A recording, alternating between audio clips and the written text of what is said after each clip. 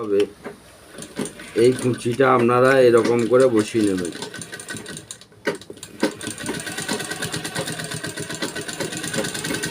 বসিয়ে নিলেন,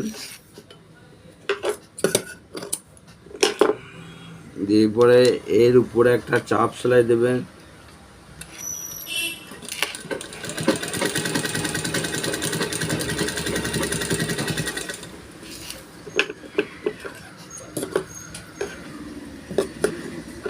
এইটা 4 ইঞ্চি বাই 4 ইঞ্চি আপনারা এই কাপড়টা কাটবেন, 4 ইঞ্চি বাই 4 ইঞ্চি দিয়ে কেটে এরকম শেপ করে নেবেন।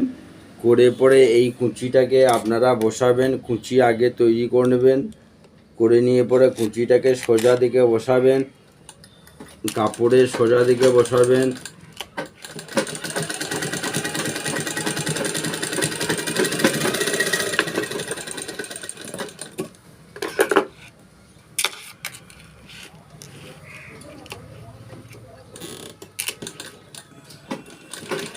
আবার সোজা দিকে একটা চাপ সেলাই দিয়ে দেবেন।